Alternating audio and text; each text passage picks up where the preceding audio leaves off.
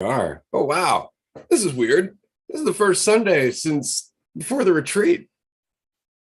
Yeah. Oh shit. So it's been what, three It's been a Sundays while. now? Yeah. Yeah, we I'm not missed even going two to try there. and count, honestly, right now. Yeah. The I world could of time and space doesn't mean a whole lot to me, but wow, it's great to be back. I got to say, I've had a lot of time to reflect, and it's just been an interesting couple of weeks.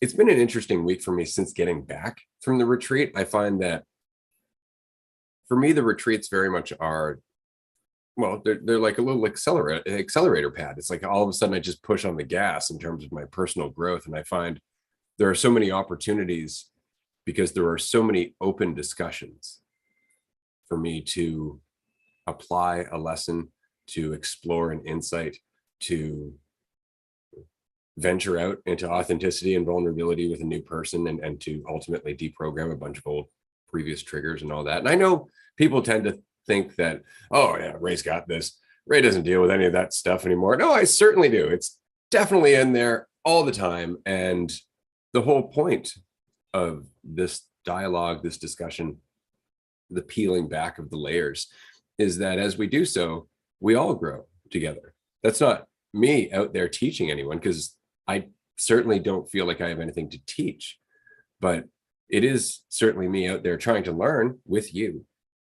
And that in itself is really transformative. And so I don't know, I found a lot of reflection in this last week since the retreat. I find that my responses to things have changed. I've slowed down again. It's very much like the end of the last retreat, actually, except more so. So it's been a weird week overall.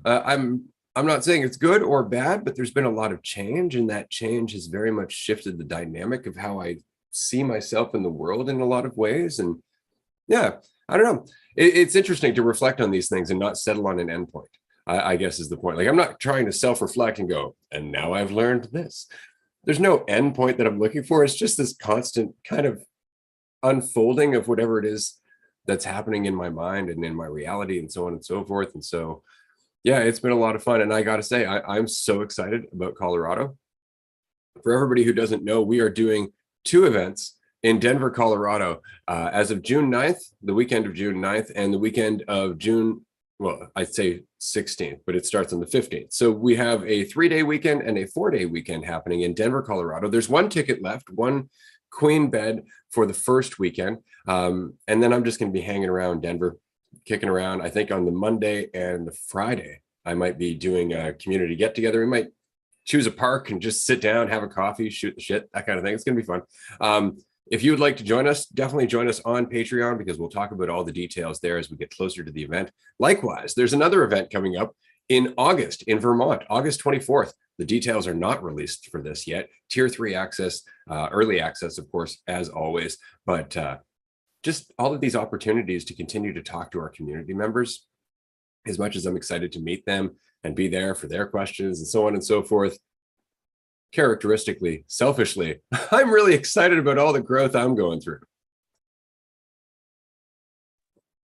Likewise. Yeah. No, it's funny see going through the retreat and just being the one of the biggest things I take from those is just how cool it is to be able to interact with people who not not get it, but are at least involved in the conversation and willing to converse about, you know, some deep shit. And so there's it's almost like there's a I don't know how to describe it, like a checkpoint where a lot of my conversations outside of the retreats, outside of Dualistic Unity, are getting to, they're like along, and I don't like using the word path, but like kind of, earlier on that, there's a lot of questions and discussions of even, I got to talk to people about religion. They're like, well, how do you know there isn't,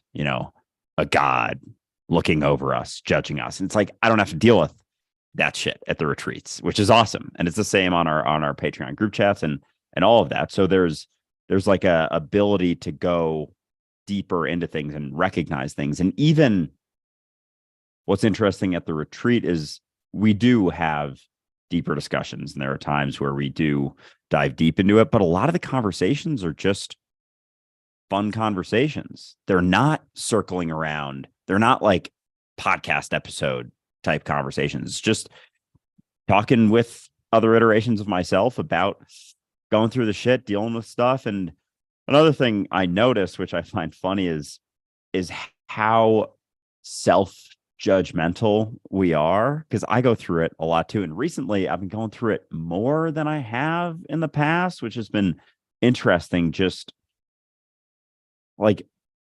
judging myself more, which I was like, fuck, I thought I dealt with that. Didn't have to go through so much of that anymore. But that's not it either. And so talking with people and hearing how well spoken people are and how articulate people are and how much good shit people have to say, and then hearing in moments of vulnerability how much they think they have nothing to say and how judgmental they are of themselves and how concerned they are about expressing themselves.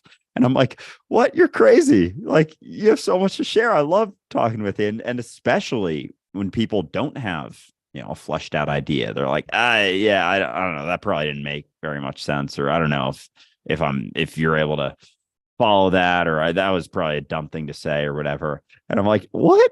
That's wild to think that. But then I look at myself and I'm like, fuck, I still do that shit. I still do that shit all the time. I'm still, like sometimes hesitant to listen back to myself, or I'm like, oh, that didn't make very much sense, or oh, that could have been said better, or oh, I sounded really tense, or didn't seem very free or whatever. And it's so interesting. So anyway, the more that I see it in others, the more I see how common it is, the more I see how absurd it is to do it. Like, it's really just not a necessary component of our experience. And I think what helps me the most when I'm going through the shit, feeling overwhelmed, dealing with stuff, is just coming back to the recognition that this is still the flow of it.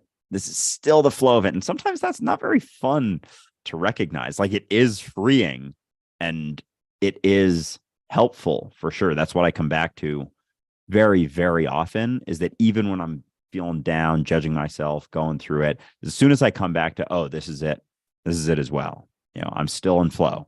I don't know where this is going.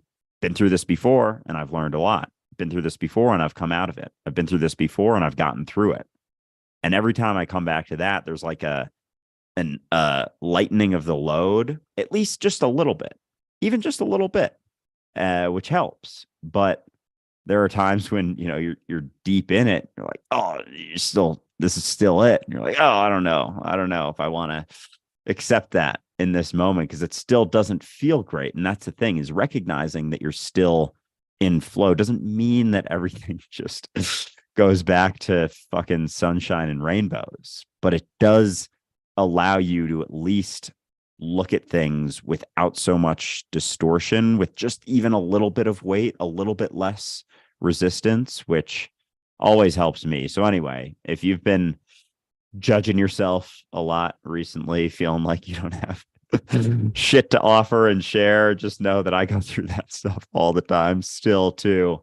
And there's certainly a lot that I've learned along the way that has helped. But sometimes there isn't something that immediately helps alleviate all of it. And it's just going through it, just looking around, being like, okay, I'm still here, and there's still things I can do with this.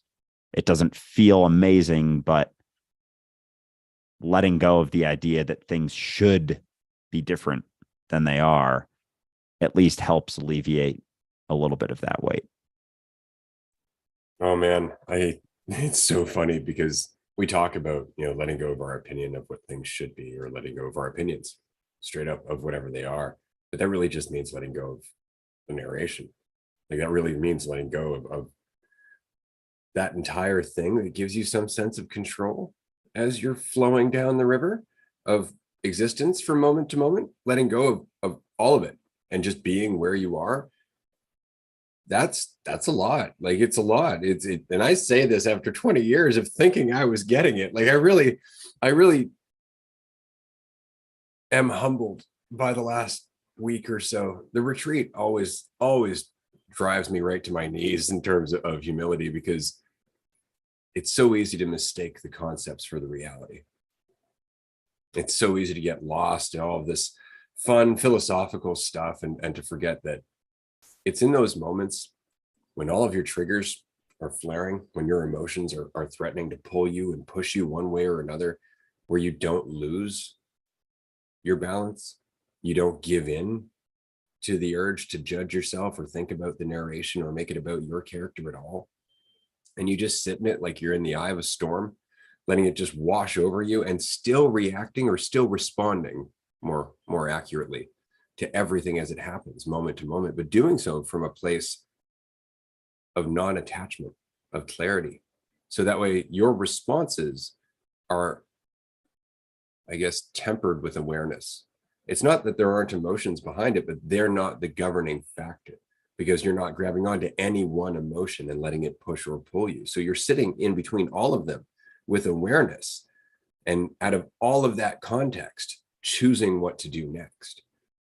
But in order to be in all of that context, you have to let go of the urge to grab onto a concept about yourself that's immediately going to diminish that context down to that specific meaning. So until you grab onto an idea of you, you are the all of everything in terms of your experience. As soon as you grab onto some sliver, that's all you experience. And it really does diminish your ability to grow and adapt and learn and apply the things that you've been working on the rest of the time, because it's easy to get lost in the concepts. It's easy to get lost in all of the metaphysical crap and the philosophy and all that stuff, because this is fun to talk about, but we're not actually, I guess the focus is, how would I put this? The focus isn't the discussion. The discussion facilitates in terms of giving you the opportunity to grow. That's all the discussion's for. Like, sitting down talking about this is just verbal masturbation. At the end of the day, like, we can sit here and we can talk about this shit in terms of philosophy and metaphysical and consciousness and awareness and ripples and blah, blah, blah, blah, blah, blah, blah. We can do that all day. It feels really good. Look how conscious we are. Oh my goodness, we're going to change the world, so on and so forth. But it doesn't mean a fucking thing when you're suddenly feeling threatened and triggered and invalidated, and you have the urge to lash out, or you have the urge to judge yourself, or you have the urge to hide in your room. And what are you going to do? What are you going to do? You can grab onto a concept. Oh, we're all one. That's going to save me. No, it's not. You're still going to go through that shit. And that's the point, is to go through it, because there's something happening there. There's something happening there in terms of you growing. It's like growing pains. All of this suffering and discomfort, all these thoughts that are threatening to pull you off balance, if you don't give into them, if you let them pass, if you don't identify with them, you grow from that experience in a way that our thoughts can't comprehend. We don't understand. It's kind of like what Andrew was saying in terms of like checkpoints. There are periods of discomfort between each and every one of those checkpoints. There is no state of awareness that doesn't take some discomfort to get to. And we keep trying to avoid that discomfort. But the discomfort is the uncertainty. And that uncertainty is what happens when we're not grasping onto concepts. Right. So it's just pushing on the gas in terms of faith. Absolutely. Yeah, that phrase, philosophy is the disease for which it should be the cure. That whole thing. Yeah, come back to that sometimes, because it isn't even about recognizing anything that you are. It's more so feels like it comes back to letting go of what you think you are and recognizing what you're not. And it's like that, instead of the positive attachment, and not positive and negative in terms of like how we typically use it, but like positive attachment being like latching onto something, it's the negative, the letting go of everything you think and desire to attach to, and what's left is just what is and where you are without so much narrative, so much story. And because that's been the interesting part, and through the retreat as well, is the recognition of being God. And that recognition has been clearer for me than it ever has, and yet I've dealt with more shit and like internal fucking garbage than I ever have. And so it's interesting. It's almost like, because without even recognizing it, I thought that oh, I get deeper into this, I'm going to be freer. Things are going to get easier and all that stuff. Exactly. And that's not it. Like, I think there was a subconscious idea of that it progressive. It's just this fucking linear sort of, acceleration into freedom and pure bliss and all that stuff. And it's not that at all. Because the last couple of weeks, like, I've been, like, my interactions, my conversations have been from a state of more of, like, feels like less attachment, but also more shit going on that's almost pulling me from that at the same time. And it's like this crazy dichotomy that it's hard to explain, but because being everything, being reality, isn't, there's not like this prerequisite of not going through shit as well. It's not that immediately sends you into this state of pure bliss and peace. It's like it's there, and it's probably more available than when you're super deep in your narrative and in believing that things are exactly as they are, and believing that the description is the described and that concepts are truth. Like, it's you're always, quote unquote, closer to that. But to think that it just causes every insecurity and worry and fear and shit that you've gone through to subside forever is total horseshit. It's not that at all. And I think I'm starting to realize that. And so it's and even talking about it now, it's like it is more, it's like more freeing even to talk about it, that it's not what I thought that it was, in another weird way. And I'm just like, there's a lot of stuff going through my head right now, because it's never been what I thought it was. Of course, because we say that all the time. It's never what you think. And yet we still get sort of attached to the idea because, and who knows, because of growing up with the idea of God and like this all fucking powerful thing that just has everything figured out all the time. And it's not that. It's not about having everything figured out. It's not about not going through the shit at all. It's just how lightly you can take that shit. And I think the recognition helps you not fucking plunge as you're going through it, but it doesn't mean that it's still not going to be an aspect of your experience. And so it's a good teacher. I mean, just fucking life, just reality is an amazing teacher. In as soon as you think something is what it is, it'll almost inevitably show you that it's not that. And so every time you think that something is, and even thinking that right now, like feeling less comfortable going through insecurities, like thinking that I know what that is, there's still the desire to settle upon that. And I can't do that either, because I don't know what that is, where it's going, what I'm currently learning that I don't even know, because I haven't, had the processing time, or even just like coming out of the processing. Like, I'm going through the processing thinking that it means something about me, and then getting caught and like looking at it and judging myself for going through it. And it's not that either. I'm just looking at all the shit happening in the background, being like, oh no, what's happening? It's like, it's already happening. It's always already happening. You don't have to judge it as it happens. And so, yeah. So there's a good question. Going through that. Yeah. Are you judging, or are you just looking at the judging happening? Shit. Because we keep saying, like, there's process that's happening, ongoing, constantly. You're always taking in more information. Each and every moment you go through requires you to continue to adapt according to all the other stuff that you've gone through, quote unquote, or all the other stuff you perceive to have gone through, right? So you're constantly processing information ongoingly. And as our friend Sunny has said previously, the brain thinks. That's what the brain does.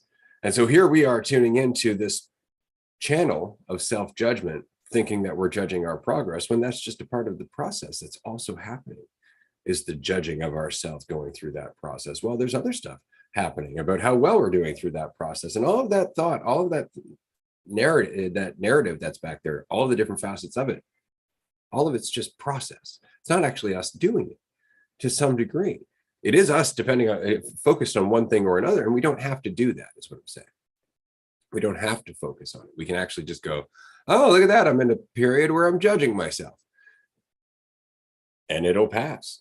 And it does. It really does pass. But you're going to feel those triggers, right? You're going to feel that urge to get sucked back into thinking about it like you need to resolve it, or that it means something about your trajectory.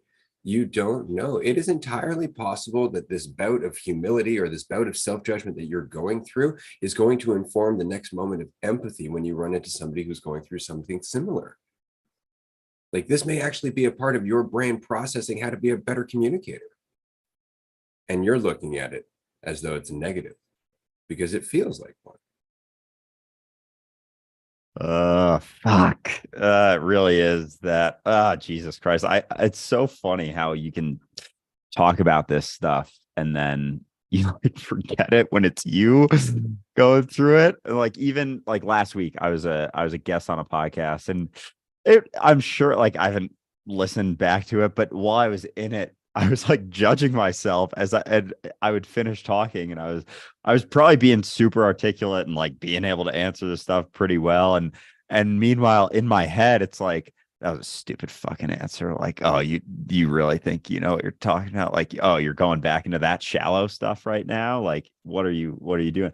And I was like, oh my God. And it's happened to me so many times in episodes too, where I'm like, oh God, that was a tough episode. And then I listened to it back and I was like, and I was wrong. Like, it was totally fine. That answer was totally fine. And meanwhile, exactly, like, things are happening, things are being processed, and there's so much. And I go back to this all the time, like when I was a teenager going through just this sort of, self-judgment for years on end. It was like a year's period. It wasn't just a couple of weeks. It was like a few years where it was constant, and certain situations it would always come up. And yet that informed everything that got me to where I'm at here. And yet go back through it and it's like, oh, it shouldn't be happening. It's like, you would not be here if you hadn't gone through all of that in the past, if you hadn't learned things, if you hadn't had that depth and that ability to empathize with people who are going through it too. And so, fuck, it's fucking hilarious when it hits you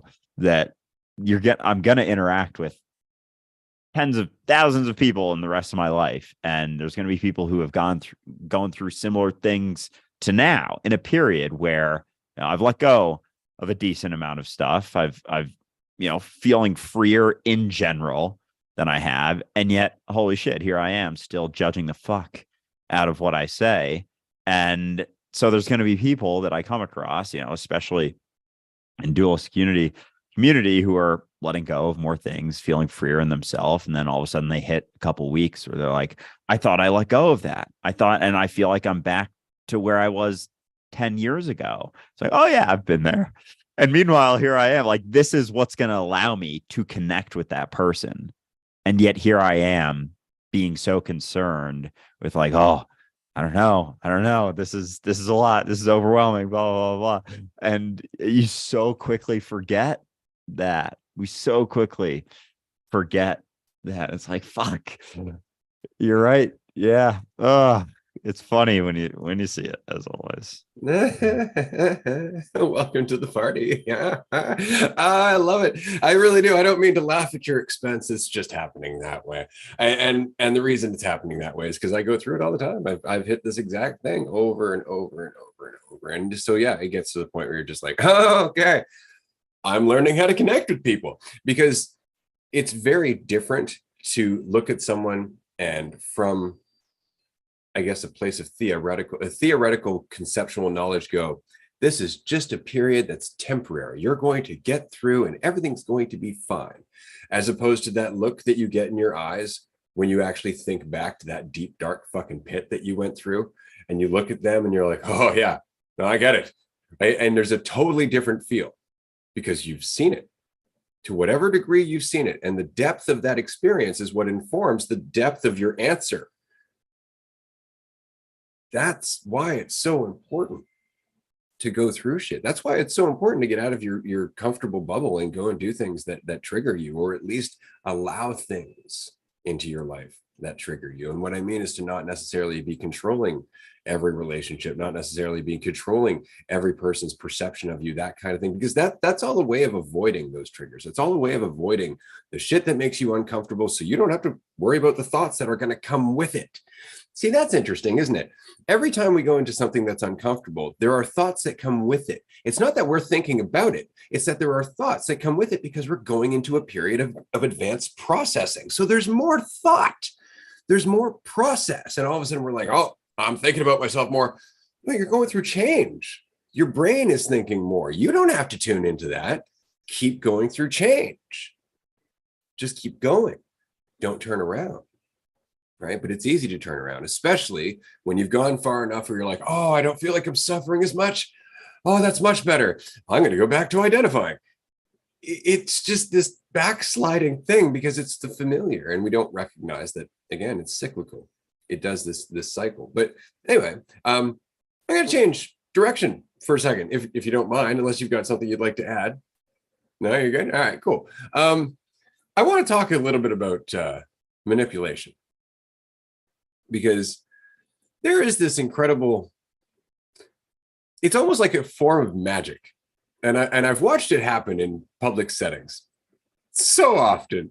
And it's so interesting how almost nobody catches it while it's going on. And I mean, people who are fairly aware, people who are pretty, advanced in terms of, I guess, their the time they spend self-reflecting or trying to work on their awareness. Like, these are people who aren't easily fooled, typically. And yet, I'll see it time and time again over the years. Somebody will use this strategy in a group, and it's like it pulls this veil over everybody's eyes. It's the most interesting thing to watch. It really is. And so the thing I'm talking about specifically here are compliments.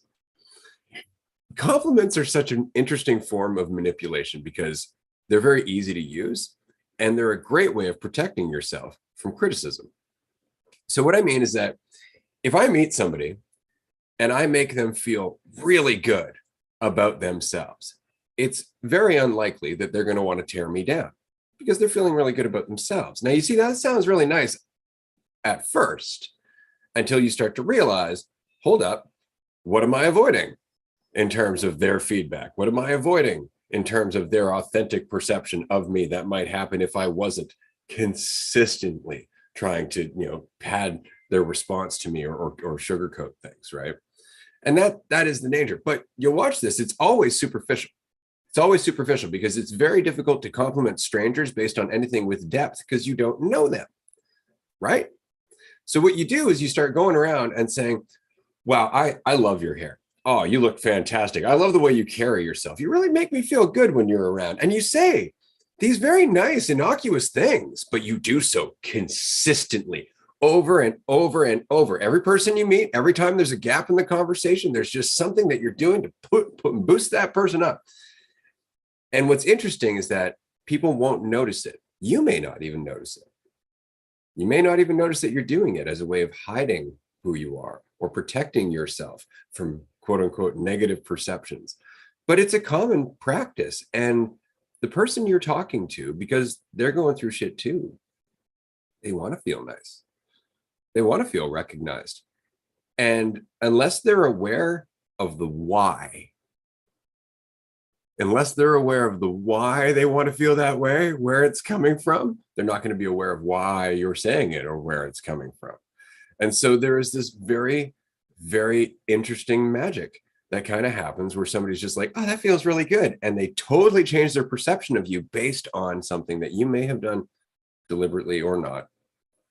But it was a means of manipulation. And you did it because you're afraid of the quote unquote, the negative, the discomfort. And so it's just interesting to watch in a crowd. And I encourage you to do so. Next time you're in a group of friends, watch for that person walking around complimenting everybody and watch how everybody else's perception of them changes, because they're not necessarily being authentic, but everybody's going to hesitate to say anything negative about them. Interesting. Because I feel like you can almost feel it to a degree, I guess, if you're sensitive enough, but that's it too. Like if you're caught up in yourself and you're not going to feel it. as much, that person who's being manipulated, like not being authentic, you're just going to hear them be like, oh, yeah, thank you. Oh, man, you're really nice. Because all you're looking for is to feel better because you care so much about what other people think of you. So if they say something where it's a nice thing, so where is that? I don't know, in your opinion, because this isn't something, honestly, for anyone listening, like this compliments manipulation and compliments being a form of manipulation isn't something that I've thought about or dove into very much. But at the same time, like there's been, I guess, kind of a natural aversion to being too complimentary. Like I'll toss some out there if I actually feel it, but I've never thought of it as a form of manipulation. But I can think back to times where I heard someone else say one, or even myself gave one that wasn't, it was kind of like a filler thing to help someone to feel better. And so it wasn't really genuine or authentic. And I can think back, not specifically, but I just know there's been moments where I've done that. And so I guess then is it when you're giving a compliment, obviously giving compliments isn't an objectively bad thing, but there's, I guess, a situation where you give them without any authentic backing, and that's when it's manipulation. Like you can just throw it out there and be like, I don't know, just compliment them in some way, and that's when it's manipulation. Or I don't know. I guess my question is like, where do you find that line between just being nice and being manipulative? Oh, I would say that being nice is being manipulative. Absolutely. I would absolutely say being anything is being manipulative except being, right? Like that's kind of the whole point is, are you trying to manipulate or alter their perception in general? Are you trying to accomplish something? And that is very much the case with compliments. It's not that okay, so let's answer the question about compliments. It's not that compliments themselves are a bad thing, but compliments that are used to supplement what would otherwise be a dialogue can be a negative thing, because then you're just trying to make that person continue to feel good so they stay around you. There's no actual discussion happening, right? There's no actual growth. There's no actual relationship, because two people stroking one another's ego is not a relationship, right? So I think that's the biggest thing is why? Why are you saying this thing? Is it very much to make them feel better so they like you? And that's where that self-honesty thing comes from. Again, this is why I don't give compliments. I'm not the kind of person who's going to say, I'm going to say something nice about you because it's going to make you feel good. I will recognize things. I will acknowledge things that I see, like you're actually really very well spoken, that kind of thing. I'll acknowledge that, but I won't go out of my way to come up with something that makes that person feel better. If anything, I'm going to go out of my way to question whatever it is they've said that makes them feel worse. Right? So my goal in a conversation isn't to make that person feel awesome. It's to be authentic. Right? And that doesn't mean throwing out compliments in every sentence. It doesn't mean constantly stroking their ego so they feel good the whole way through. Maybe feeling good isn't the best way to have that conversation. Maybe them being in a state of mind where they're not elated because of all of the ego boosting that you just did. Maybe that conversation could go a lot further if they were more serious and actually listening to you rather than just listening to reasons that they can feel better about themselves for the next 5 minutes. See, it changes things. It's not that you shouldn't say things that again are acknowledgments of positive aspects of this person. You can say, well, that's a compliment. Maybe, right? But a compliment, like the etymology of compliment, well, there's two things to it. It's the completion of social etiquette, right? So a compliment is, something that you do in society. You're completing a requirement. You're going through the form. That immediately rubs me the wrong way. But even the idea that it also comes from the etymology of fulfillment, also, right? To compliment, to make one more fulfilled, to make one more whole, to compliment something. That's also something we have to be suspicious of, because we're not trying to make anybody more whole. Like if you're going, hey, you look especially beautiful today, you may think that's going to boost them up, but it also may tear them down. Like you may be saying today you're better than every other day. You don't know, right? So why not do that and just be with them? Because that means so much more. It's so interesting. Like you can just sit with somebody authentically, not ask anything of them, never once tell them they're awesome, never once tell them any of these compliments, never once, but actually genuinely just enjoy their company, listen to them, pay attention to what they're saying, don't judge them, don't expect anything from them, just talk to them, and not one compliment has to come out in that conversation, and both of you will feel better. And isn't that interesting?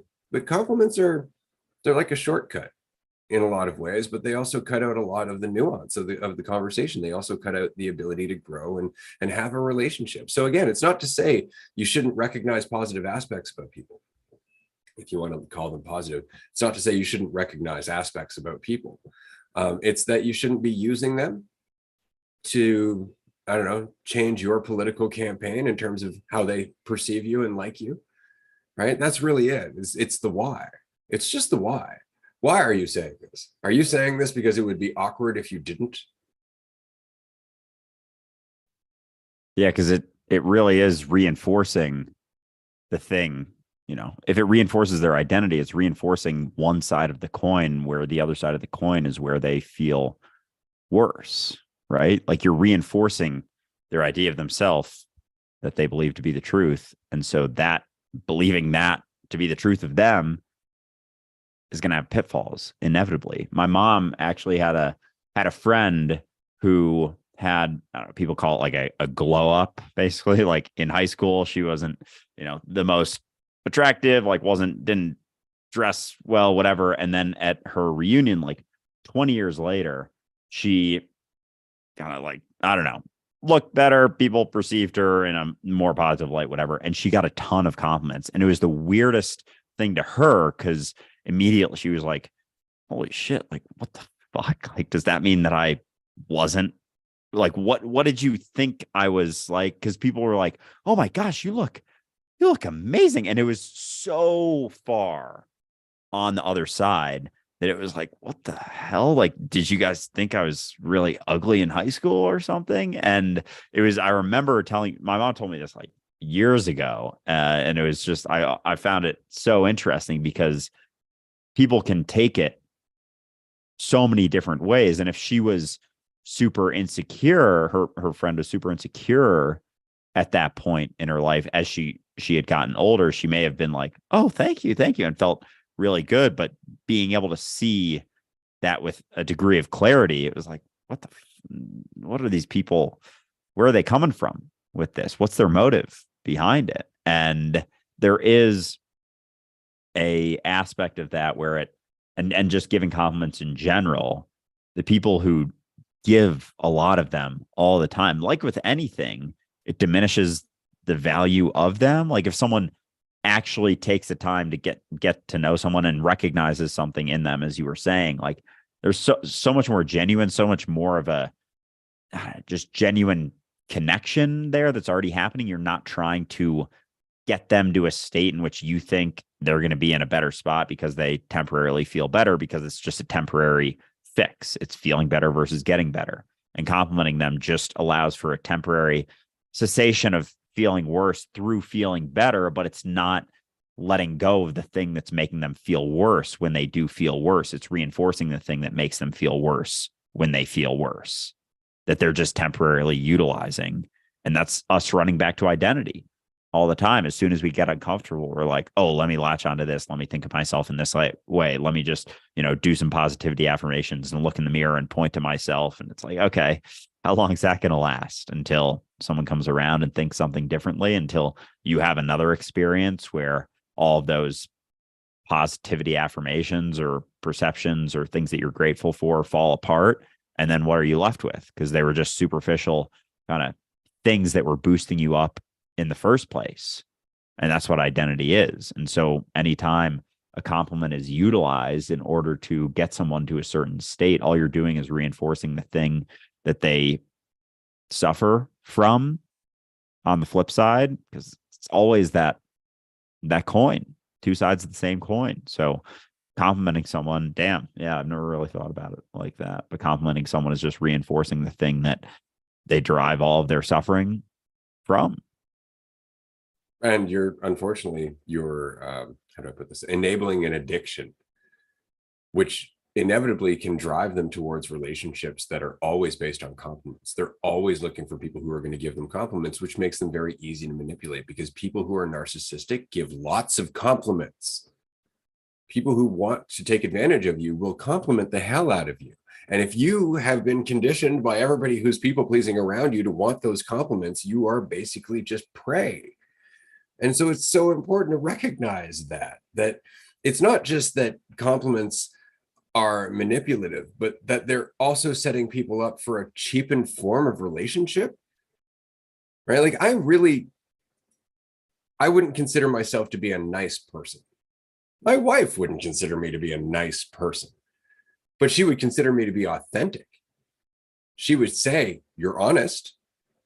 You have no malice. You're not trying to get anything out of us, right? And that's the case. Does that mean that I'm always going to say things that people like? No, because I care about them. See, that's the whole point. If I didn't care about them, I'd just stroke their ego so they like me. I'd run for government.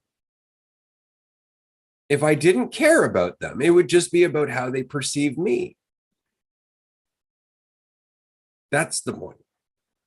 Compliments are mostly about how you're being perceived, not how you're perceiving that person, right? Because if you're perceiving them positively, just do that. Just do that. Just be that person who perceives them that way. You don't need to be sitting there showering them with compliments. You really don't. Your presence, when you appreciate them, is a compliment. Yeah, so it's almost like there's a line of experience, or this is how I'm thinking about it right now, and that when you compliment someone, it's like existing on the side of identity, because it's reinforcing both of your identities. I'm a nice person and you have nice eyes or something, like, and that's where you're driving. That's where then they're deriving their value from that, and you're deriving your value from being a nice person who gives compliments, as opposed, and it's just like a cheap trick, kind of. It really is like just very, very shallow. Whereas, because you don't have to do anything else, there's no attention necessary. It's like you can just do that, and that's like one of the tools of the whole toxic masculine sort of side of things, is they'll do the cheap tricks and give the compliments and then kind of walk away, and then they'll get someone craving more from them, especially if it's someone who's insecure, and they'll toss out a little bit of a compliment, not pay any attention to them whatsoever, not give them their attention, not give them their time, and just being there with them.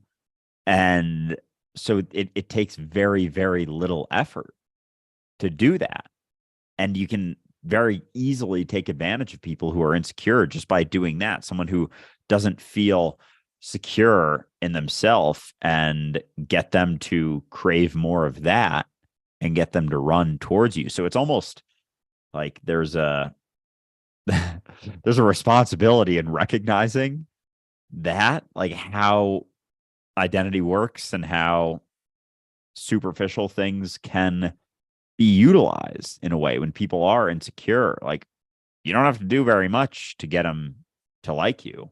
And once you understand more clearly, which I think a lot, as I said, a lot on the toxic masculine side of the world is starting to recognize, like, there's an extreme danger in that, because it's all reinforcing ego. It's all on the side of the line that's reinforcing ego, as opposed to letting that ego go. And so on the side of reinforcing the ego are the compliments, are those cheap tricks. Whereas on the side of letting it go is when they're feeling down, as you said before, questioning that, letting go of what's feeling down without needing to attach to other things. It's like when they have a negative perception of themselves, just questioning that, being with them, talking to them about it, recognizing that that isn't the truth of what they are. But you don't have to run to the side of, oh no, you're not that, because you're amazing and awesome and such a great person and everyone likes you and blah blah blah, because that's just reinforcing the thing that got them into that state in the first place. And if it's reinforcing that thing, it's not actually helping them. It's not actually helping them get better. It's just a temporary cessation that allows them to feel better, but inevitably they're still on that side. They haven't, gone to the other side of letting go of that identity. And anything like a compliment is sending someone further towards identity, which is the root of their suffering. Yeah, because if I'm constantly surrounding myself with friends who are complimenting me, then the first person I run across who tears me down is a massive threat. Right? I can't take that. And that is the danger, again, in enabling. I recently had a phone call. Well, it was recently-ish. I talked about this. I think it was over the summer, with somebody who was afraid of flying. And in this conversation, they had already been to a therapist, and the therapist is like, you got to remember, you're strong, you can do this, all that. And I'm like, okay, what else have you been afraid of? Right. We started going through a list of things that they've been afraid of for a year and conquered. Little tiny things that they had conquered. I didn't tell them you can do it. I helped them look back and go, oh, I've done it. So it wasn't about me boosting them up so much as recognizing that they were tearing themselves down, and then just being there with them to recognize that they didn't have to, that it wasn't based on anything except an initial reaction. Now I've had plenty of those conversations, and they don't always go well because the person just wants you to make them feel better because other people have, where there's an opportunity there to peel some shit back. That person went and took a flight and has done several flights since. Right. But if I had been like, don't worry, you're brave, you're courageous, you've got this. And then they get to the airport and they're staring at the plane through the window and all of it just melts away, because you can't fake that stuff. Right. And this is unfortunately a lot of the positive affirmation energy, or the motivation industry as a whole, right, is telling yourself all these positives, these positives, these positives. And it's the reason that everything falls out from underneath you when reality is not reflecting all those positives that you want. When you're like, I'm an excellent salesman, and you're not making any sales, that is very difficult to reconcile. Very difficult. So maybe stop telling yourself you're an excellent salesman.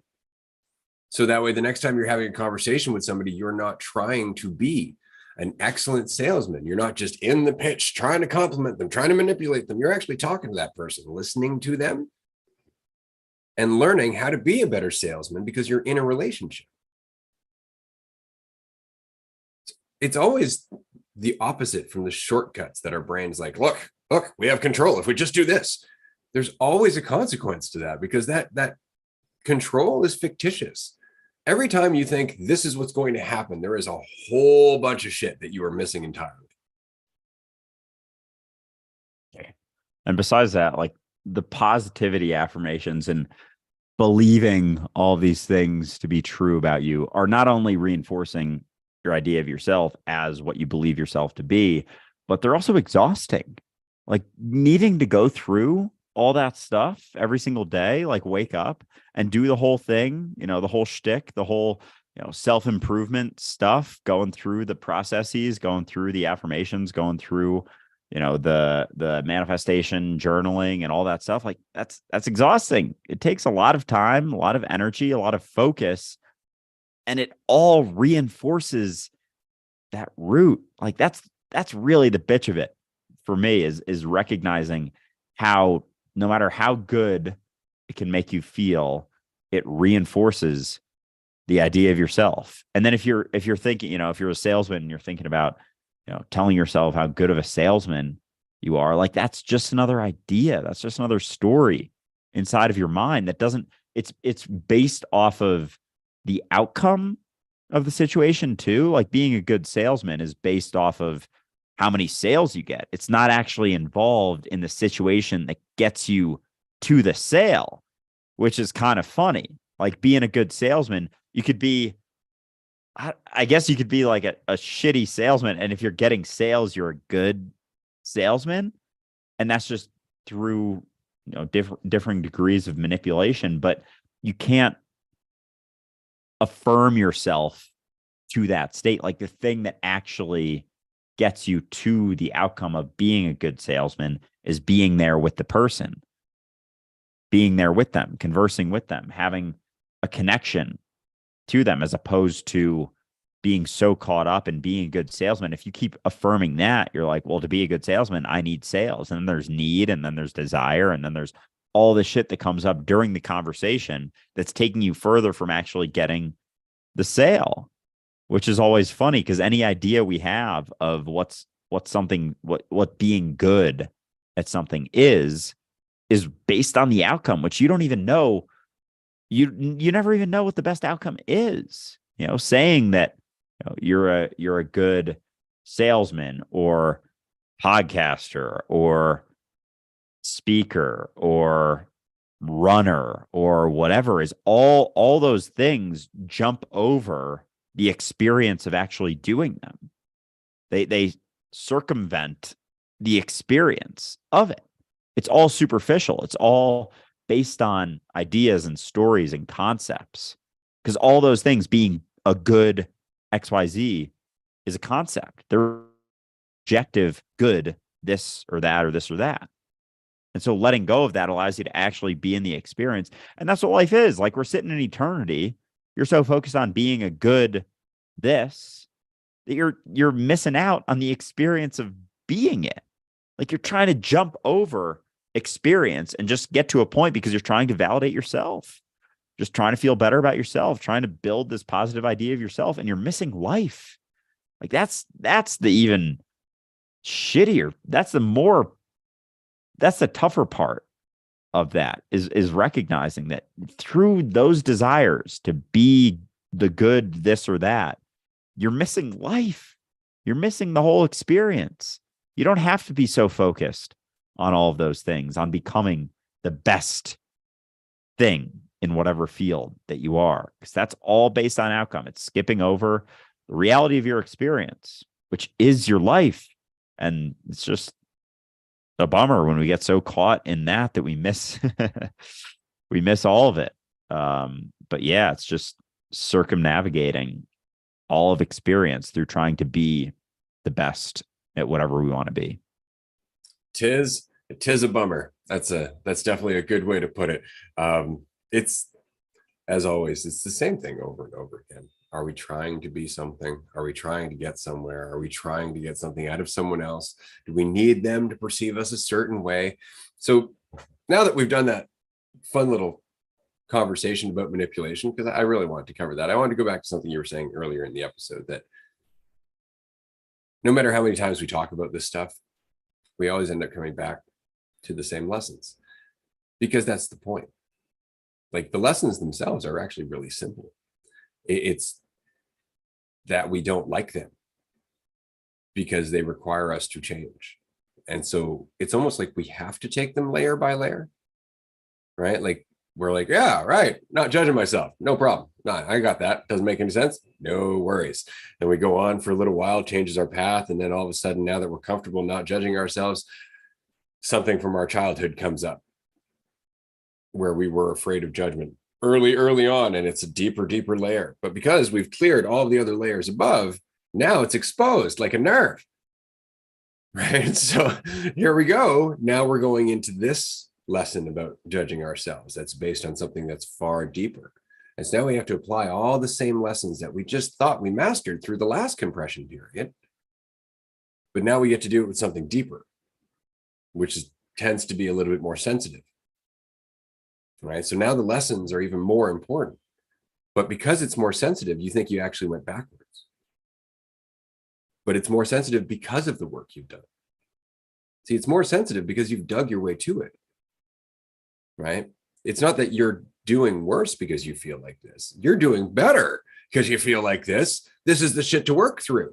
By the time this period's done, you're going to have that open space again. We're like, yeah, I got this, until the next trigger. And the question is, how many triggers are there? how deep do they go? And how long does it take to unravel them? Now, I've been at this for 20 years ish, let's just say. I have a shit ton of triggers. I will be the first to say that my life was not hunky dory in terms of being the ideal. And there's a lot of shit in there. And over the last 20 years, layer by layer, I've consistently thought to myself, yeah, I'm getting this, only to get broadsided by reality and have to deal with a whole bunch of other stuff. But in my 40s, I'm almost consistently at peace.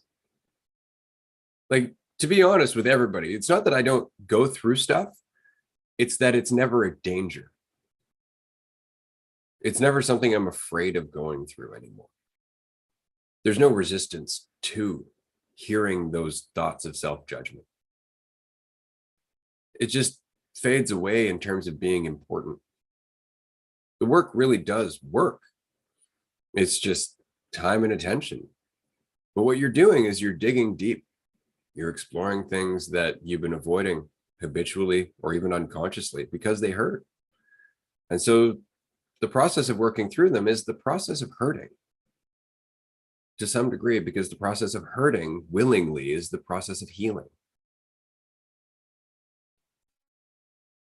Well said. Yeah. And that, I guess, you're just thinking about myself and everything we talked about earlier in the episode and going through it and thinking like, oh, I thought I was over this. It's a powerful recognition to see that there's deeper and deeper layers, and it's going to feel more and more sensitive to it. But along with that, it's like each time you peel back a deeper layer, dig into something deeper, like because of everything you've been through, you're more prepared to handle it. You're more apt to handle it. And the shift really is letting go of the fear, because there's a deeper awareness of it, that there isn't so much feeling of like, oh, is this going to last forever? You know, and because you've been through it so many different iterations of that you know that it's not. But even despite that recognition, it can be, sensitive enough that we forget that for a bit. We can get caught in thinking the situation is going to last forever. Oh, this might, knock me out. Oh, this might be it. This might be the shit that does me in. And it never is. And each time we go through it, like the things that used to be close to feeling really difficult now aren't so much. So each time I go through it, like there isn't so much concern, even though it feels like there is. But if I were to relatively be able to compare, the current experience, the last couple weeks to 5 years ago or 10 years ago, it's probably way different. It's just we get used to the state that we're in most of the time as we go, that as we feel like we're getting knocked back a little bit, quote unquote, knocked back, it seems like it's this drastic jump when really it's just a subtle shift. But because we're more sensitive, it's like we're more attuned to it, like we're more aware of it, because it's not that linear trajectory that's just soaring towards more peace and freedom. It fucking goes up and down and up and down. And as you go, like, yeah, maybe the shifts aren't as much, but it's still going to be that. Like, this doesn't go away. This doesn't stop. It's never just smooth sailing.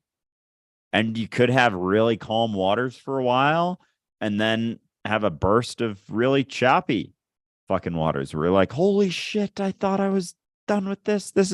I'm back to where I was. But relative to, the ocean you used to experience, it's actually fairly calm.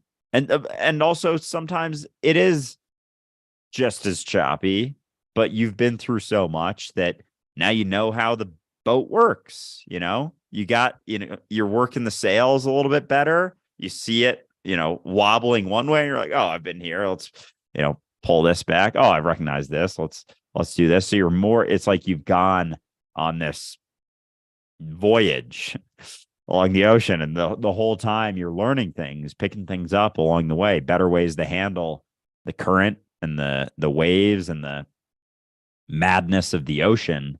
So even when things start going crazy, it's like you're a much better sailor at this point. So you think that the choppy waters mean something about you initially, but it never has. It's just another experience that you're going through, and you're more adept to handle it every single time.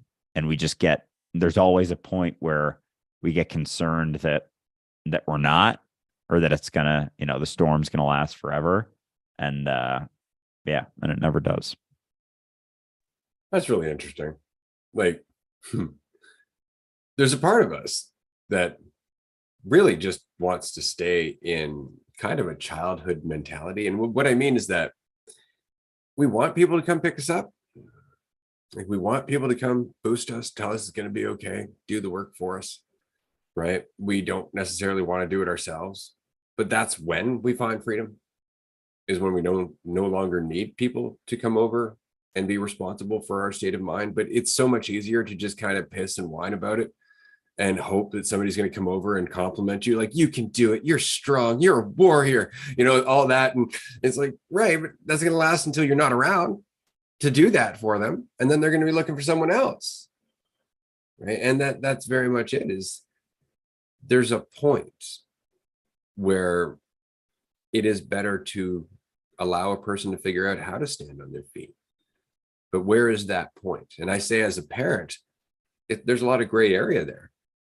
There's a lot of gray area there, because I mean, we are always going through different lessons. We are going through different facets of our life. There are certain facets of our life where we are at a point where it's like, I'm ready to stand up. And then there are other facets of our life where we're just not. We just don't feel like we are ready to stand up, in which case we have to go through some more of the meat grind, or some more of those experiences where we have to maybe boost ourselves up and then fall back down, and boost ourselves up and then fall back down as we're going through this process. Because that's the thing that we're always learning.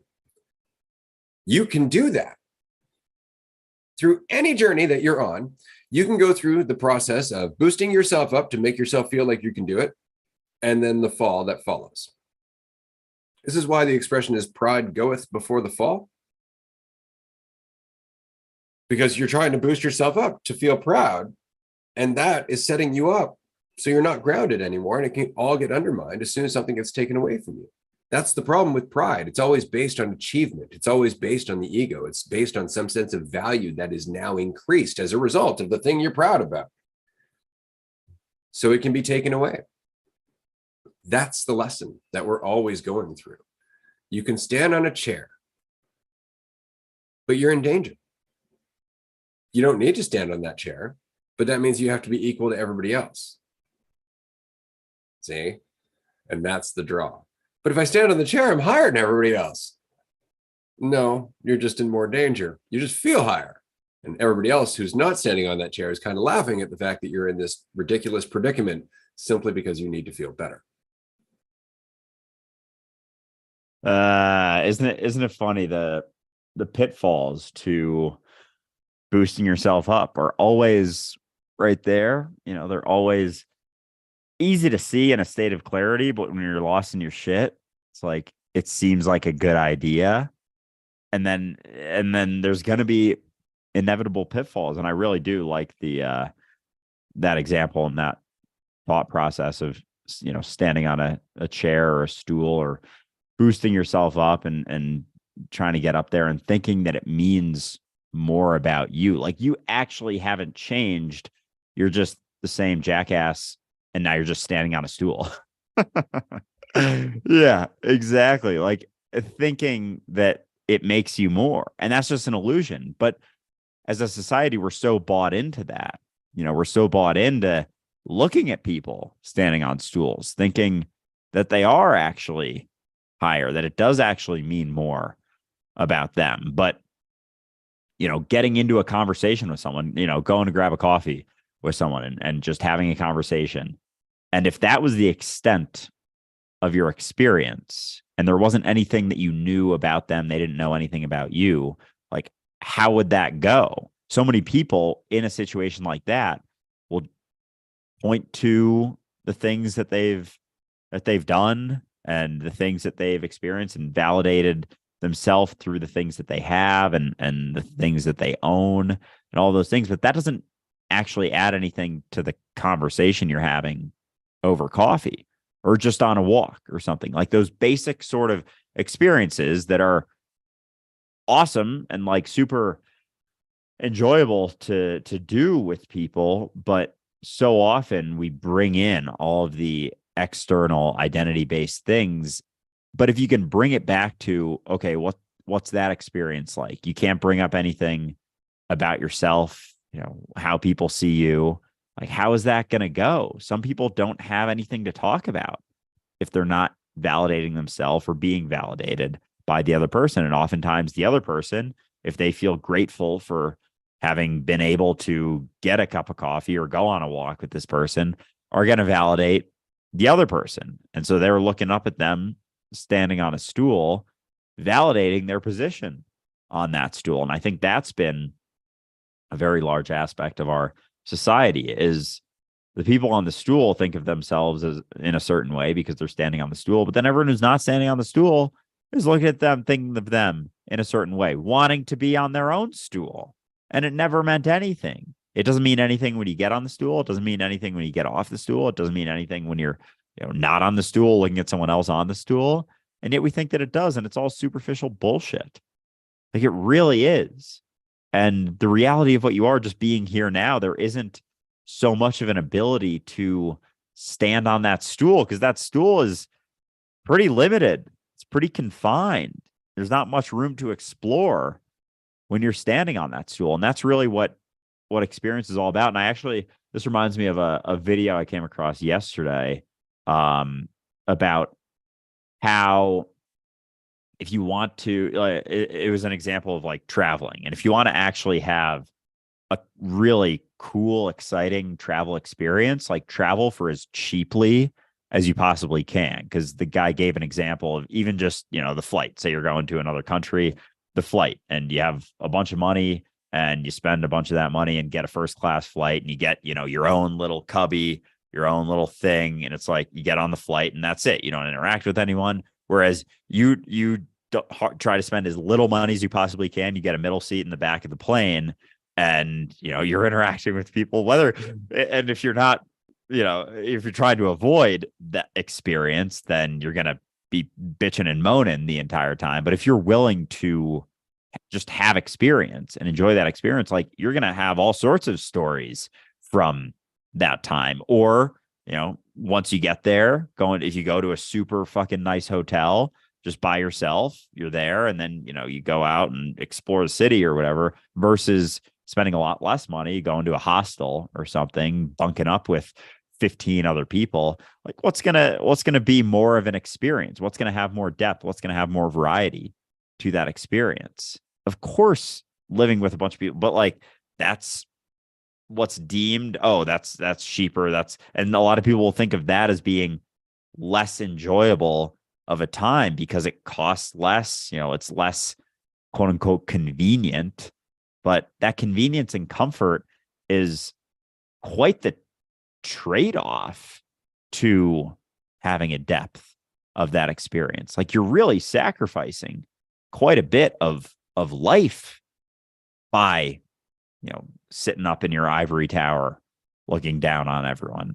And it's the same for so many things, like even identity, standing on the stool, thinking of yourself in a very positive way and other people validating that way. It's like there isn't so much variety anymore because you're clinging to an idea. People see you in a specific way as opposed to doing your best to bash that idea, destroy that idea. Because then there's so much more that opens up to you, so much more experience. Once you're pinned into a certain way of being perceived, I don't know, it limits the depth of your experience to a degree, almost always. Absolutely. Well said. It's funny because you were asking, like, imagine going to a coffee shop with a stranger. How's that going to go? My first response was, I don't know. And I don't want to know. That's the whole thing. I have no expectations going into that. I don't need anything out of it. So I'm not going into the coffee shop with anything in mind. There's no desired end result, as it were, to talking to this person. Either they're going to get something out of the conversation, which is entirely on them, or they're not. And likewise for me. And so I take my responsibility in that seriously. I'm going to a coffee shop. That's it. That is the one thing I know. Coffee. More than likely. Maybe 95%. Maybe they're out of coffee. That could also be possible. But as it is a coffee shop, fairly safe to say that likely there will be coffee. Anything aside from that, totally unknown. And you're like, well, you want to make sure that, I'm polite. I got to make sure that they're comfortable. No, you don't. You really don't. You don't have to do any of that. You don't have to do any of that. You see what I'm saying? If you feel you have to do that, maybe you shouldn't be hanging out with this person. Because why do you feel you have to do that? Is it because they've implied that they're not going to be happy with you unless you do those things? Or is it because you don't feel like you'll be enough unless you're in there doing these things to manipulate the perception of you? That's it. And as long as none of that is there, you're just being you, which is everything you've worked to be up until that point. So why are you so afraid to be that? You've been working all the way up until right now to become what you are right now. Arrive. Celebrate. You've come this far.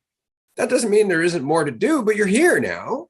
And you've done everything up until now. Holy shit. That was a lot. Let's just take a break and collectively admit that was a lot. Take a breather. Holy Christ, I'm here. It's a lot ahead of us. That's okay. Because we've already adapted up until now. And we're going to continue to adapt going forward. There is no reason for you to get in there and think that you have to be something else. You're already what you are and you're already changing. If you have some fictitious idea of what you're supposed to be for someone else or some fictitious idea of how they're supposed to perceive you, that is weight. And it is taking you out of the moment that you're in, where you are already the thing that somebody is going to appreciate. See, we want certain people to appreciate what we are. Maybe they can't. Maybe they're not in a place where it's even possible for them to appreciate everything we are. More importantly, how can they appreciate who you are if you're never being who you are? So there's a gamble involved in authenticity. If you want a genuine relationship, you have to be willing to let them burn.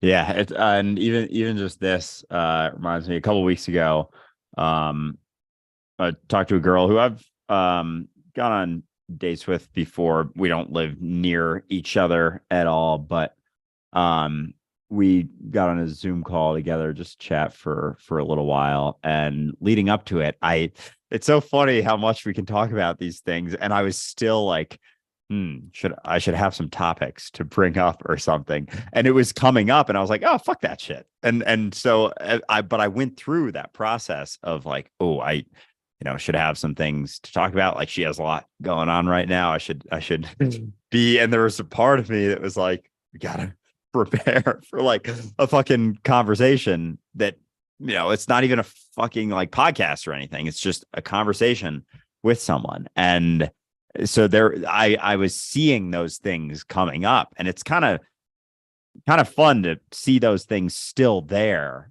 and be able to see like, oh shit, that shit's still there.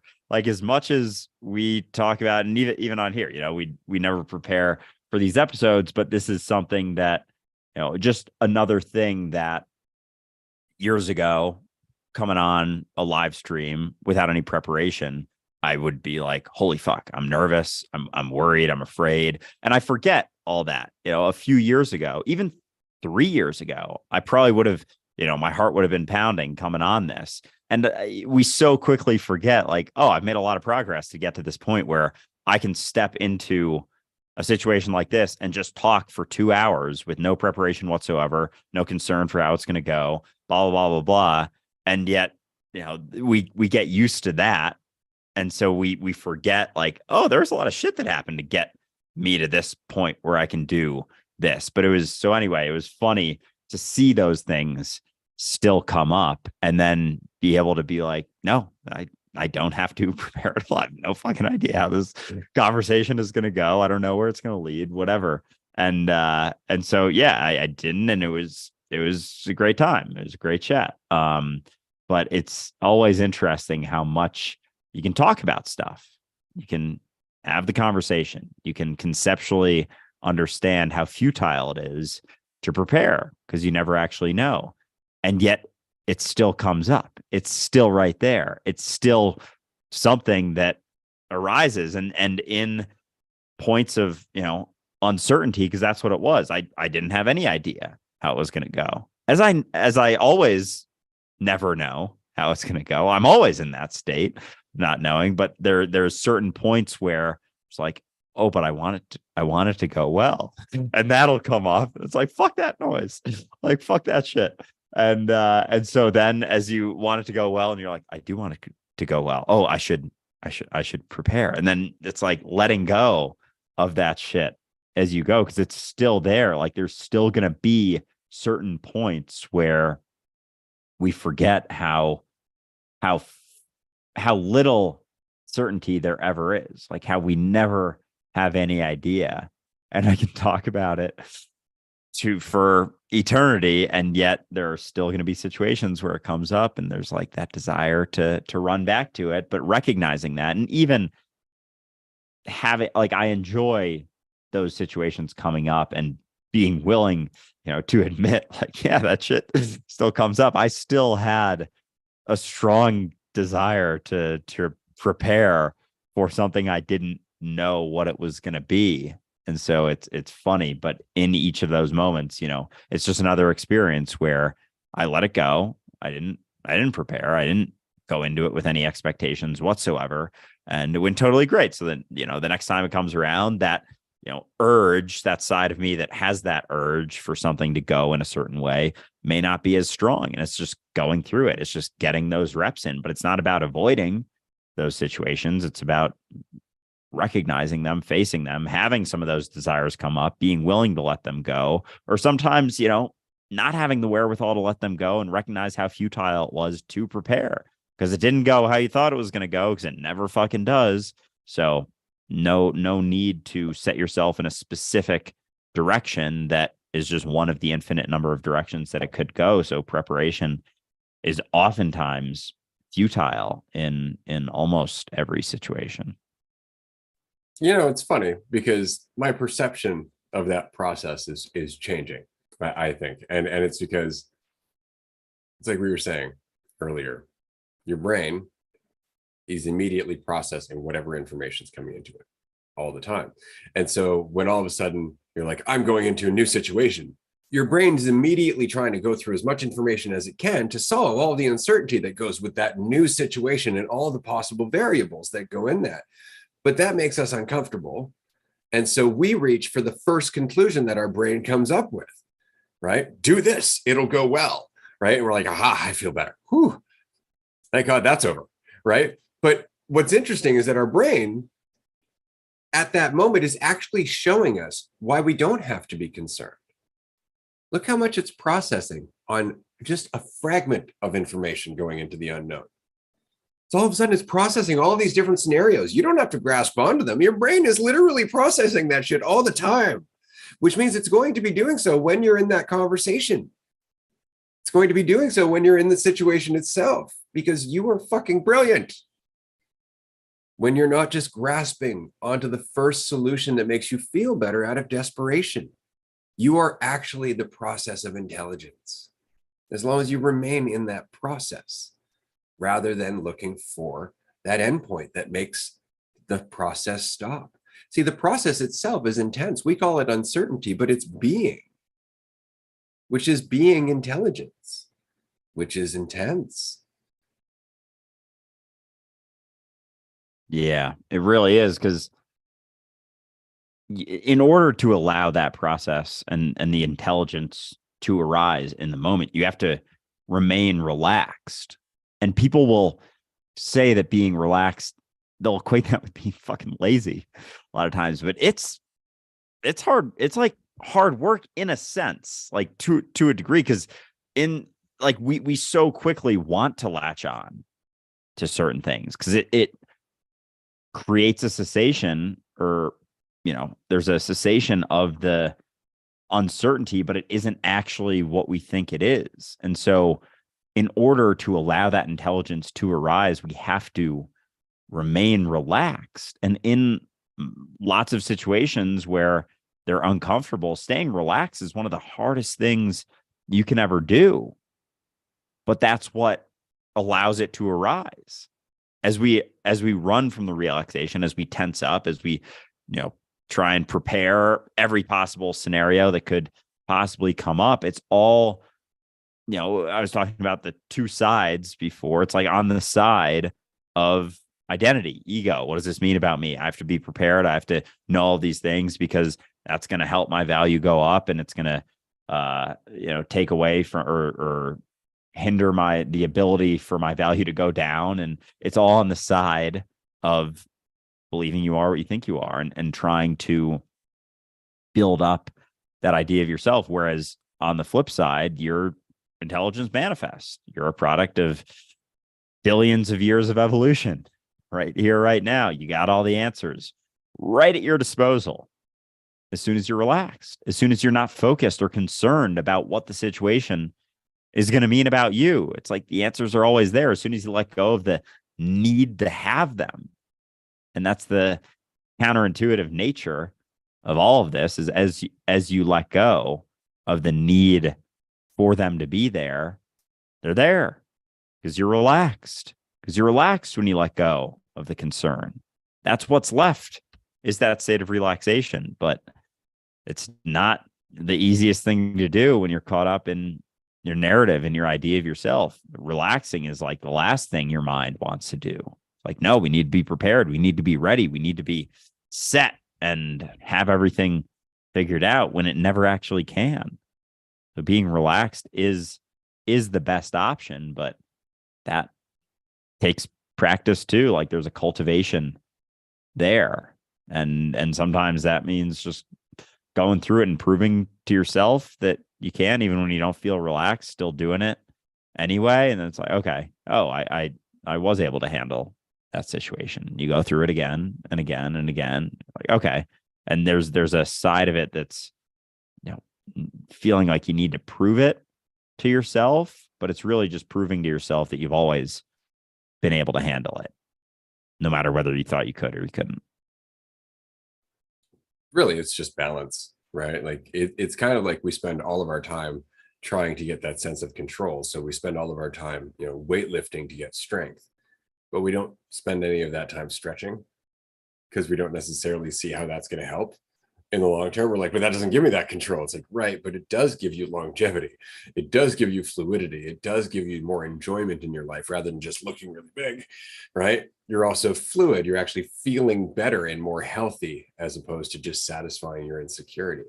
And so it's the same with everything. You have to take that time to breathe.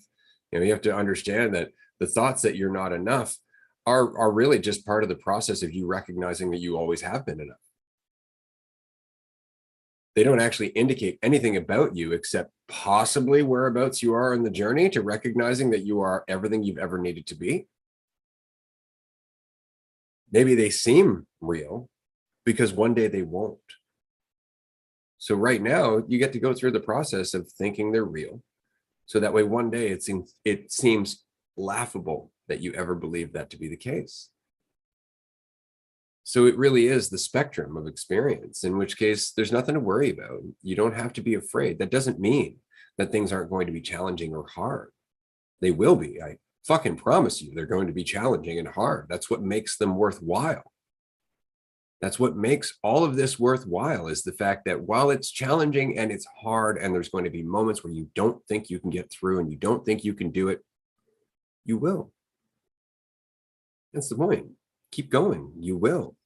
But we often reach for this urge to like try and boost ourselves up and get control and try and manipulate people and get ahead and do all of that.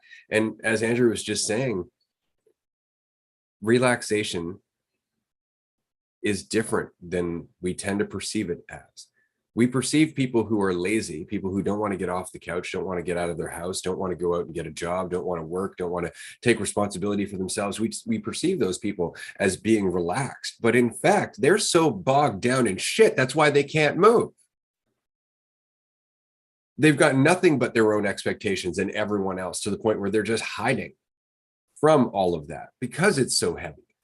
If they were relaxed, they'd be out enjoying their life. If they were relaxed, they wouldn't feel so afraid or inadequate.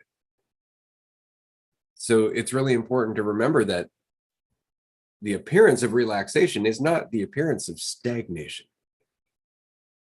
Relaxation is really participatory, right? Like, you really are involved with shit when you're relaxed. Why wouldn't you be? You're relaxed. Why wouldn't you be? All of your reasons for not being are gone. You can participate in every moment fully without ever needing anything from it. And that is when it's its own reward, when you are your own reward, which is ultimately what you've always been. It's just all that shit in the way. That's all it is. It's just the stuff in the way, in terms of, I got to get somewhere. I got to be someone. Oh my God, I don't like this part of the process. It's just what it is. It's just what it is. And if you got out of the way and you just let it be what it is, you would start to find your footing. You would start to find your sea legs, as it were, right? But first, you got to stop running from this uncertainty. You have to face the thought that says you're not enough and go, right, but you're just a fragment. Because it is. It's just a fragment of the process. It's a necessary fragment of the process. But because you don't like that one fragment, you're disregarding the entire process. Yeah, exactly. We get so caught on that one fragment because it gives us some certainty, at least. So we'll take that. We'll be like, okay, yeah, I'll take that. I'll take that and run with it, even though it makes me feel like fucking shit. At least it's certain. At least I can settle upon that. But it is, yeah, it's funny, just everything we've talked about today with going through the shit and just how much empathy for others that can provide you down the road. Like, it's very difficult to connect with others if you've never gone through anything. Say you never go through a lull in your life, or a rut, or a really, really fucking difficult experience. Like, that's what allows you to connect with the rest of yourself, with the rest of society. Like, if it was just that smooth path towards freedom, it wouldn't even be that. It wouldn't be as enjoyable as the up and the down, because there would be very little ability to genuinely connect with people. And so that's a big aspect of that. We have this idea, because we're so focused on ourselves, that we just want everything to be easy for us and to be smooth sailing. But everyone's going through shit all the time. And so without that up and down, without the choppy waters, without the difficult experiences, it's going to be really difficult to connect with people. But what you can do along the way is do your best to remain relaxed despite it. Like, going through the shit and being relaxed aren't mutually exclusive experiences. You can very much recognize that you're in the shit, that, yeah, this kind of fucking sucks, not gonna lie. Caught up in all sorts of shit, but also it is what it is. And through that, there's some clarity. Through that, there's a little bit more participation. Through that, you're still willing to get into a conversation, still willing to, participate.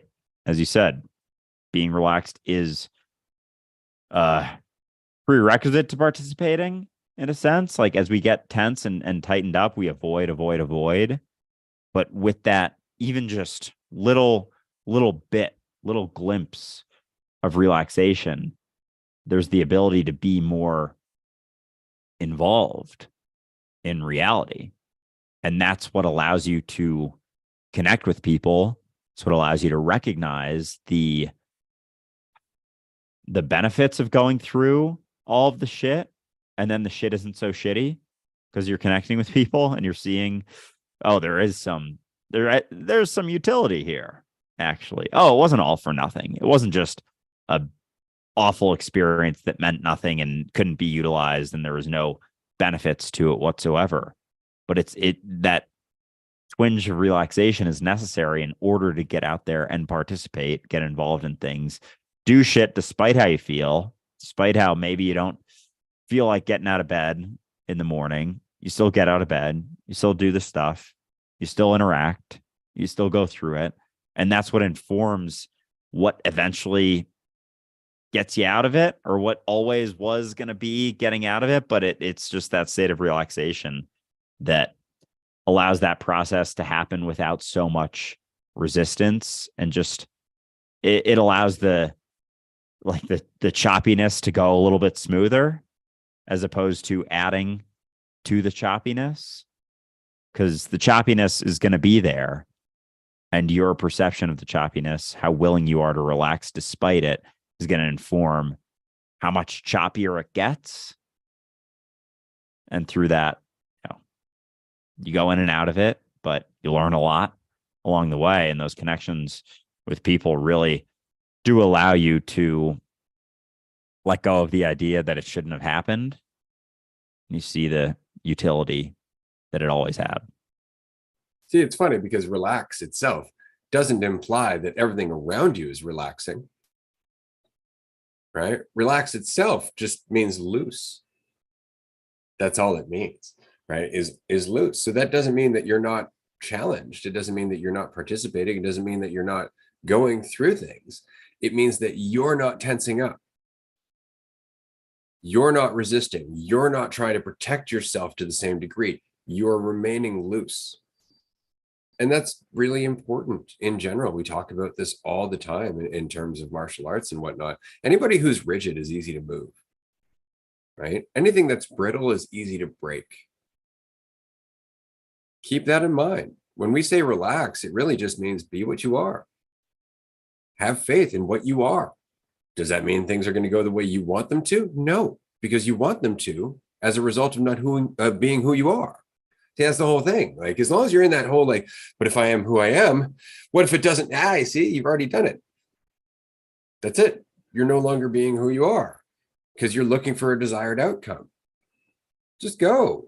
Just see how it goes. That's the best you can do. And then you're going to learn from it, and that's going to change what you do. And you're going to learn from that, and that's going to change what you do. Before you know it, you're going to be an entirely different person, right? And it really is just a matter of just continuing on and not holding on to this idea of yourself. Because the idea of you is going to be the hardest thing to let go of. That's really what it is, because there's some false certainty in it. At least I know where I am in the progress in terms of the journey, right? I'm measuring my progress. It's like, there is no progress. You're always here. You're always here now. This is it. What are you doing with it? Right? And if it's trying to be something else, then you're not here now, or at least you're not enjoying here now, or making the most of here now, or learning from here now. All of those things are the same thing. All you're doing is trying to oscillate back and forth out of your relationship with yourself here now. So all of that effort to go out and have other people look at you a certain way, so that when you're back at home by yourself here now, left alone with your thoughts, you can go, well, at least those people like me. Fuck those people. You don't need that. You don't need that. Nothing is going to change between this moment and that moment, except some fucking stranger is going to look at you in a positive way. They're going to make an assumption that's positive. Is that who you are? No. It was never who you were, any more than it would be if they made a negative assumption about you. You see, none of their opinions mean anything about you here now, but you're trying to use their opinions to change how you feel about you here now. You don't need them. You don't need them. That doesn't mean you can't enjoy them. That doesn't mean it's not nice when somebody's like, hey, you're a really nice person to talk to. Hey, that's great. Awesome. I'm glad you're perceiving it that way. That doesn't mean I've changed. I'm still me here now. And nothing else is ever going to take away or replace or add to that experience except me. Except me. And if I'm going to sit there and think, I can be here now and love myself because of this and this and this and these people and this people and all these opinions and so on and so forth, that's all me. Do you understand how that's all me? It's not about them. All of those other fucking reasons don't mean anything unless I give them meaning. So I'm the one giving myself the justification to be who I am without worrying about it, without feeling less. Do I need to do that? No, I don't. But if I keep doing it, I'm going to feel like I need to. If I keep reaching for that addiction, I'm going to keep thinking I need it. And I don't. I don't need anyone, anywhere, ever to validate me or justify what I do, because I'm always just doing the best I can with what I have and what I know. We all are. Nobody can add value to your life. All you can do is recognize you are value, in that you are life. Fucking well said. Yeah. It's like we're always looking for an excuse to accept ourselves, not recognizing that it's always right there.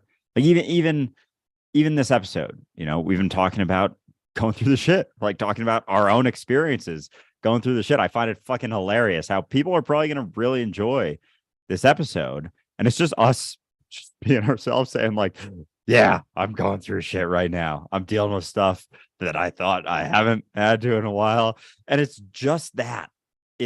We're not reaching for some like spiritual concepts. We're not, grabbing on. We're like, yeah, we talk about this stuff a lot and still go through it all the time. There's lots of times where I forget. And even, at the start of this, it hit me like how informative this experience that I'm going through dealing with my shit is going to help future experiences and whatnot. And it's so funny how through everything that we're doing and the example you just gave of trying to get validation from everyone else, like you're still going to find yourself by yourself, before bed, questioning everything that you think that you are because you're desiring to be perceived in a certain way, desiring to know yourself and derive some sense of control. So you're going to think back on all those situations when someone looked at you in a certain way or someone said some fleeting thing about you and being so concerned about all of that. And all that it is, all that you're looking for is an excuse to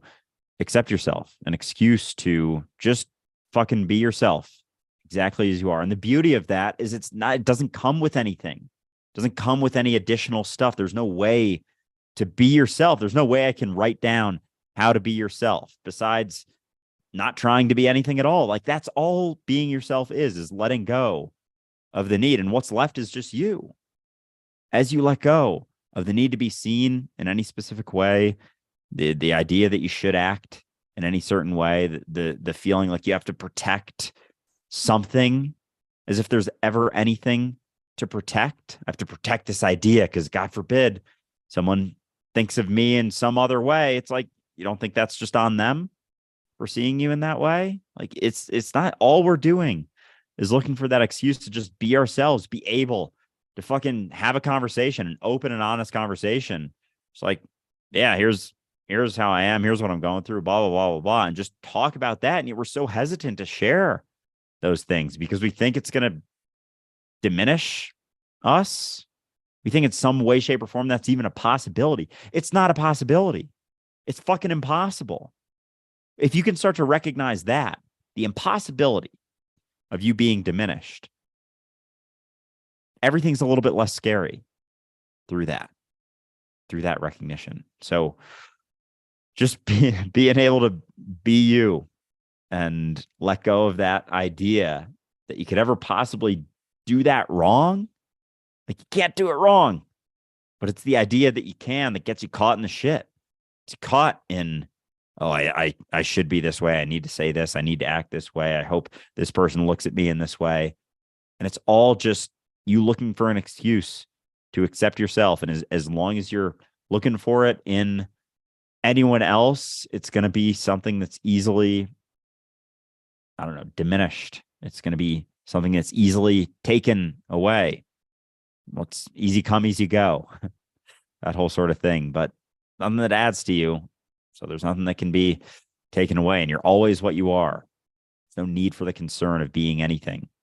You're just it. Allow yourself to arrive. Allow yourself to accept yourself for what you are. And that doesn't come with any prerequisite or external validation whatsoever. You don't need it. You're already it. You're already there. You're already everything you've always wanted to become. now it's time to just be it fully. And there's no correct way to do that. Sharing that you're going through the shit is just as much being you, could potentially be just as helpful to anyone else as some conceptual jargon, some conceptual spiritual shit, saying, oh, this could be helpful. This could be helpful. Just being you is the most helpful thing you could ever possibly do. Just do that, and the world will change drastically, far more than you could ever possibly imagine. I would even go so far as to say that any single person who's listening to this, if you were to spend an entire year of your life no longer making decisions from the point of view that you need to do something to be anything more, your life will change in drastic and dramatic ways. Just 1 year of operating without constantly trying to satisfy that sense of lack that wouldn't exist if you weren't focused on that idea of yourself would make you make totally different decisions. And you would stop thinking that every decision means something about you, which means that you would make more patient decisions. You would actually have more awareness. Everything about what you do would change if you could just stop needing to satisfy this illusion that makes you so desperate to pick a decision, to pick one direction that's limited, just because it makes you feel a little bit better. If you were to do that for just 1 year, your whole life would change. If you were to do that for 5 years, your whole life would change. Hell, I've been doing this for 20 years. My life has changed in ways that I can't even fathom. And I say this after having this conversation. Andrew kind of knows a little bit of it. I'm going through shit in my life. There's some stuff happening. Do I wear it on my face? No. Why? Not because I'm hiding anything, but because it really doesn't hit me that hard. It just doesn't, because it doesn't mean anything about me. And because of that, my responses, my reactions, the way I talk, the way I act, the things I do, all of which are coming from a place of clarity and empathy. I'm not trying to be anything. And so I can actually have consideration for everything that's involved with what I'm going through. So all of a sudden, simply because it doesn't mean anything about me, I'm able to give it everything I have. But when we're desperate to give it everything we have, we've diminished everything we are. And it makes it so much more difficult. So we are going to continue this conversation in about 15 minutes on Patreon. If you would love to join us, it's a tier 2 call today. Patreon.com/Dualistic Unity. I do recommend joining tier 2 or tier 3. If you plan on coming to any of our retreats, tier 3 is absolutely worth it. You save $350 off of every retreat. So if you ever come to one, it's definitely worth it. If you come to several per year, it's even more worth it. We intend on doing these every 2 to 3 months over the next year. So there's going to be plenty of opportunities. Again, there's one ticket left for June 9th in Denver. And then there's going to be 13 tickets available for August 24th in Vermont. That one's going to be awesome. We have this just fucking kick-ass cabin. It's going to be great. I think that's about it for today's episode. I'm going to pass it to Andrew to wrap us up, but I just wanted to say thanks to everyone for listening as we got back into the groove. Admittedly, I'm still getting the face to do the human word noises thing since we had such a long break from being on the computer or even having to, talk in front of a microphone. So this has been a fun experience, and I look forward to the next group. Thanks, everyone. Yeah, this has been a fun one, but yeah, I just wrote down that last thing you said. It doesn't mean anything about me, and that really, if you can recognize that, there's that experience of relaxation, that cessation of the rigidity and the fear that allows you to just be intelligence in action, just be what the fuck you are, that product of billions of years of evolution that's already made it. You're already there. There's nothing more to be, and none of it, no matter what situation you're going through, ever means anything about you. And the cessation of that concern allows for a state of relaxation that will allow you to experience reality in a completely new and free way. So thank you all for listening, and we will talk to some of you very soon and the rest of you this week.